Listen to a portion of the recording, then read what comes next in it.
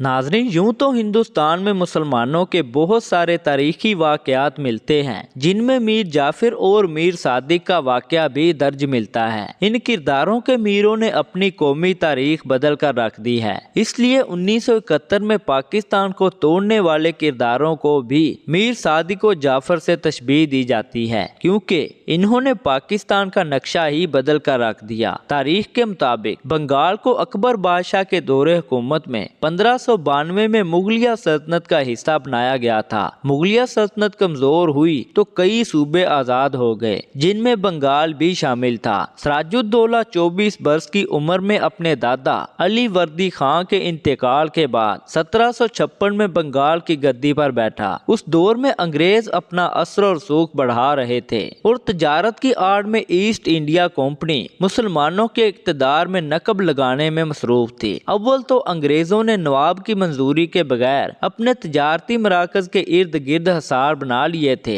दोम, वो सिराजुद्दौला के मुखालफों की हमायत कर रहे थे। और सोम, उन्होंने तजारती मराआत से नाजायज फायदे उठाना शुरू कर दिए थे, जिनके सबब नवाब ने हमला करके कलकत्ता पर कब्जा किया। क्लाइव ने हमला करके कलकत्ता तो वापस ले लिया और नवाब सिराजुद्दौला से मुआहदा भी कर लिया, लेकिन उसके साथ ही अंग्रेजों ने सिराजुद्दौला से निजात हासिल करने का भी फैसला कर लिया। इस किस्म के फैसलों को अमली जामा पहनाने के लिए अंग्रेज हमेशा साजिश का सहारा लेते थे और दुश्मन के अहम कारिंदों को रिश्वत या इक्तदार का लालच देकर खरीद लेते थे। नवाब सिराजुद्दौला का सबसे बड़ा काबिले एतमाद शख्स मीर जाफिर था, जो उसकी फौज का कमांडर एंड चीफ भी था। अंग्रेजों ने उससे साजबाज करके साजिश का जाल फैला दिया और उसे बंगाल की हुक्मरानी देने का वादा करके खुफिया मुआहदा कर लिया। तयशुदा हिकमत अमली के तहत जंगे प्लासी 1757 में हुई। अंग्रेजों की फौज 3000 पर मुश्तमिल थी, जबकि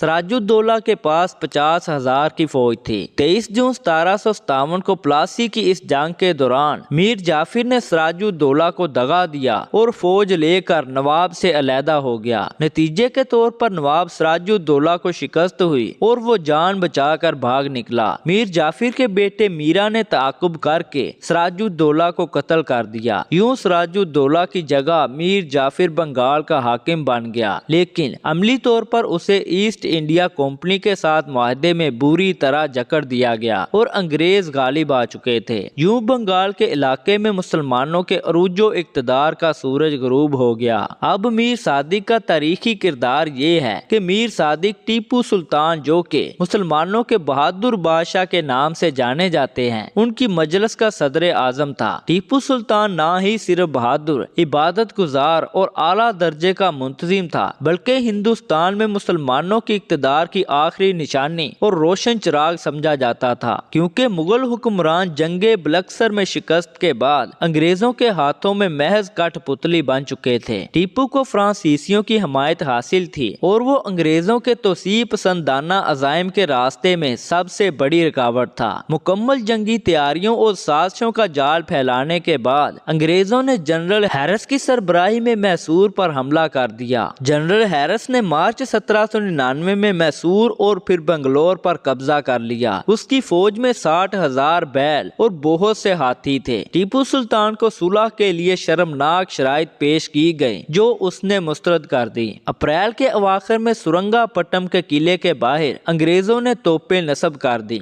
और गोलाबारी शुरू कर दी। ये सिलसिला 3 मई तक जारी रहा। आखिरकार किले की फसील में एक शगाफ पड़ गया। मीर सादिक, जो के पहले से अंग्रेजों को आमादा कर चुका था, उसके कहने पर 4 मई को अंग्रेजों ने हमला कर दिया और टीपू सुल्तान के किले को घेरे में लेने लगे। मगर जिस जगह गोलाबारी से शगाफ हुआ था, वहाँ बड़ी तादाद में टीपू सुल्तान की फौज मौजूद थी, मगर मीर सादिक ने उनको लालच दी और तनख्वाहें देने के बहाने उन सिपाहियों को बुला लिया। चनाचे अंग्रेज फौज उसी मौके का फायदा लेते हुए किले में दाखिल हो गई। जब टीपू सुल्तान को खबर मिली कि अंग्रेज किले में दाखिल हो चुके हैं, तो वो बेसाख्ता दौड़े और अपनी अफवाज को इकट्ठा करने की कोशिश की, मगर अब बहुत देर हो चुकी थी। उसके सिपाहियों की कुव्वत कमजोर हो चुकी थी। तो टीपू सुल्तान खुद घोड़े पर सवार हुए और किले के एक दरवाजे की तरफ बढ़ने की कोशिश की, मगर मीर सादिक ने वो दरवाजा पहले ही बंद करवा दिया था, ताकि टीपू सुल्तान सुल्तान बाहर न जा सके, मगर टीपू सुल्तान के कुछ सिपाही जो उनसे वफादारी करते थे ये मामला जानकर मीर सादिक को गद्दार करार देते हुए उसे वहीं पर कत्ल कर दिया और टीपू सुल्तान अंग्रेजों के खिलाफ लड़ते लड़ते शहीद हो गए। इस पूरी गद्दारी में मीर सादिक के साथ मीर गुलाम अली, मीर कमरुद्दीन, मीर कासिम अली और एक हिंदू पूर्णिया भी शामिल थे। यूं टीपू सुल्तान ने एक जुमला कहा कि शेर की एक दिन की जिंदगी गिद्दड़ की 1000 साला जिंदगी से बेहतर है, और वो शहीद हो गए। यूं मीर जाफिर और मीर सादिक इबरत की अलामत बनकर तारीख में हमेशा के लिए महफूज हो गए। याद रहे, वो शख्स जो कौमी मफाद को रौंद डालता है, कौमी इदारों को साकन करता है, कौमी इदारों को मजबूर करता है, कौमी खजाने को नुकसान दिलाता है और मुल्क को कौम से बेवफाई करता है, वो मीर जाफिर और मीर सादिक की तरह निशाने इबरत बन जाता है। मैं इस वीडियो में बस तारीख से जुड़ी